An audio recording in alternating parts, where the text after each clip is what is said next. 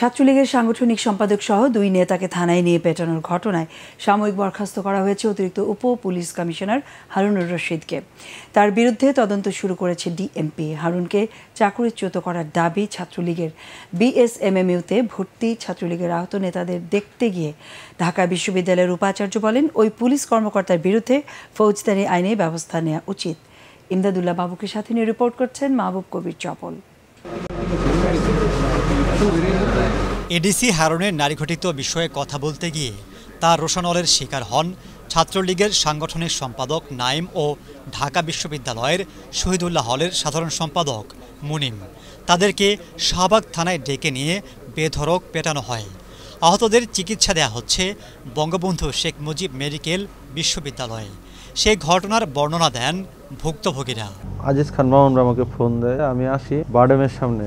তো বারডেমের সামনে উপরে তাদের কি হয়েছে না হয়েছে আমি জানি না, আমি পরে শুনতে পারছি তাদের মধ্যে নাকি হাতাহাতি হয়েছে।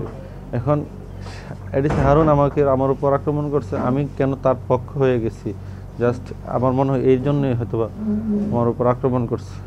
আমি পরিচয় দিয়েছি, এটা জানার পর আরো বেশি ক্ষিপ্ত হয়ে উঠছে এডিসি হারুন এবং ওই পুলিশ যারা ছিল ওখানে তারা আরো বেশি ক্ষিপ্ত হচ্ছে। আমি বলেছি যে আমি বাংলাদেশ ছাত্রলীগ প্রতিষ্ঠাকালীন হলের সভাপতি, আমি বাংলাদেশ ছাত্রলীগ সাংগঠনিক সম্পাদক, তারপর আরো বেশি ক্ষিপ্ত হচ্ছে আমার উপর। আগে যে ঘটনাগুলো ঘটেছে, বিচারহীনতার যে সংস্কৃতি, সেটি থেকেই সে আসলে নিজেকে গড মনে করা শুরু করেছে। যে আমি কোনো কিছু করলে, আমি প্রথমে একটা রিক্সাওয়ালা পেটালাম, তারপরে ভ্যানওয়ালা, তারপরে একটা স্কুল টিচার, তারপরে 2 জন স্টুডেন্ট, তারপরে 2 জন কাপল, 2 জন চিকিৎসক, এভাবে সমাজে যারা ভদ্রলোক, যারা হয়তো ভালো চাকরি করে কিন্তু ভদ্রলোক আর কি, তাদেরকে পেটানোর পর পেটাচ্ছি আর কি নিয়মিত। কোথাও কিছু হচ্ছে না, 2-4টা প্রতিবাদ হওয়ার পরে 2-4 জায়গা থেকে বাহবাও পাচ্ছি আর কি আমি যে ভালো একটা কাজ করতেছি। এটাই তাকে আসলে পেটানোর ঈশ্বর হিসাবে তৈরি করেছে বলে আমি ব্যক্তিগতভাবে মনে করি। আহত ছাত্রলীগ নেতাকে দেখতে হাসপাতালে যান ঢাকা বিশ্ববিদ্যালয়ের উপাচার্য।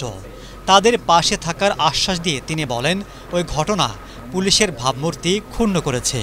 এটি খুবই অমানবিক এবং যারা এটা ঘটিয়েছেন আইন শৃঙ্খলা রক্ষাকারী বাহিনীর সদস্য, তারা কোনো পেশাদারিত্বের বহিঃপ্রকাশ রাখেননি। এটা একেবারেই অপেশাদারী, অমানবিক একটি আচরণ। এটির অবশ্যই আইনি প্রক্রিয়ার মধ্য দিয়ে এর একটি সুষ্ঠু বিচার হওয়া সেটি খুব বাঞ্ছনীয়, কারণ দেশে এখন আইনের শাসন আছে। আইনহীনতার সংস্কৃতি থেকে, বিচারহীনতার সংস্কৃতি থেকে দেশ এখন বেরিয়ে আসছে। যতটুকু আমি জেনেছি এবং যতটুকু আমি ধারণা করতে পারছি, সেটা হলো এখানে এক ধরনের ফৌজদারি অপরাধ সংগঠিত হয়েছে। দুপুরে এ বিষয়ে ডিএমপি কমিশনারের সাথে বৈঠক করেন ছাত্রলীগ নেতারা। এডিসি হারুনের বিরুদ্ধে ব্যবস্থা নেওয়ার দাবি জানান তারা।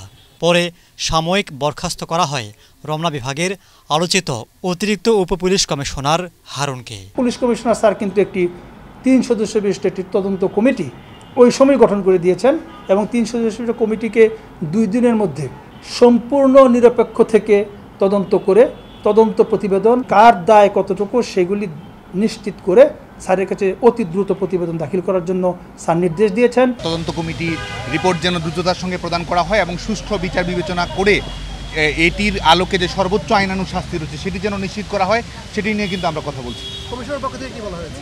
তিনি এটি নিয়ে আশ্বস্ত করেছেন এবং এটি নিয়ে সবাই তারা কনসার্ন এবং বিষয়টা নিয়ে সবাই যে বিব্রত অনুভব করছে সেটি তারা বলেছেন। এবং আমরা বাংলাদেশ ছাত্রলীগ বলেছি যে আইনের শাসন প্রতিষ্ঠা করার জন্য এই বিষয়ে যথোপযুক্ত শাস্তি নিশ্চিত করার জন্য যা যা করা প্রয়োজন তাই করতে হবে।